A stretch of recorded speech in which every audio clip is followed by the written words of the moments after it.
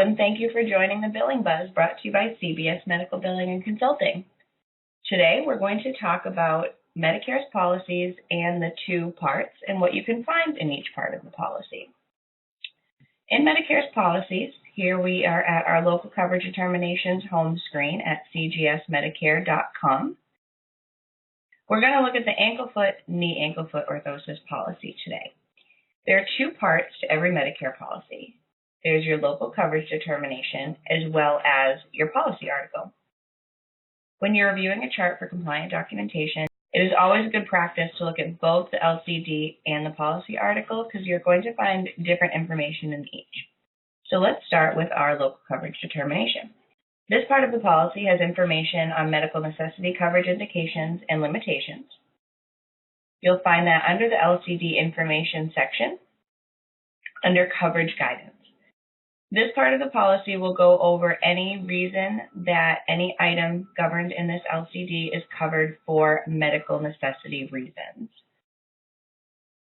As you can see in this part of the AFO policy, they cover medical necessity for why a patient would use any one of the codes in this section listed here, saying that the patient needs to be ambulatory with a weakness or deformity of the foot or ankle, who require stabilization for medical reasons and have the potential to benefit functionally.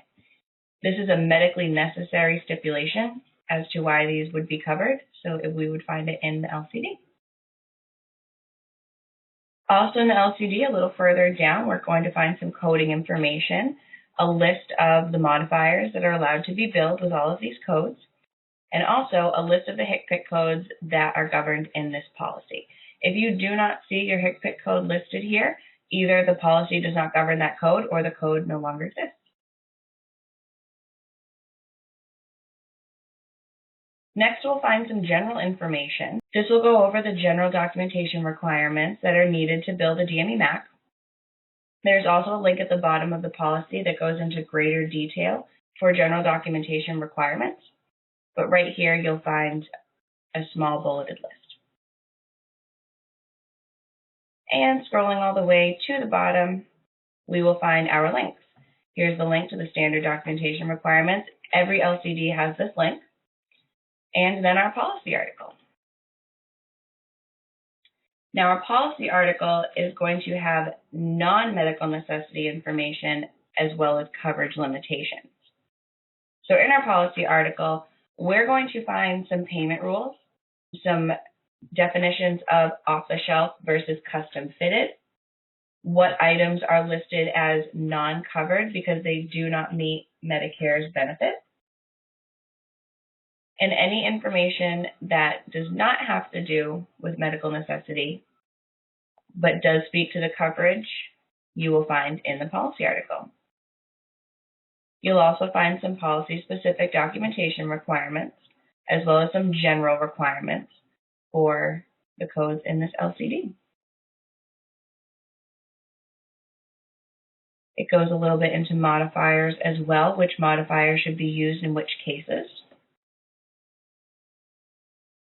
And then coding guidelines, again, for off-the-shelf and custom-fitted.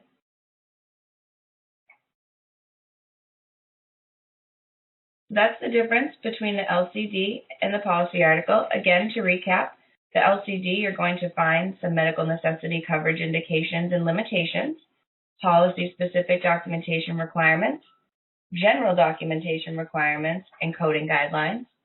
And in our policy article, we're going to find non-medical necessity information and payment rules.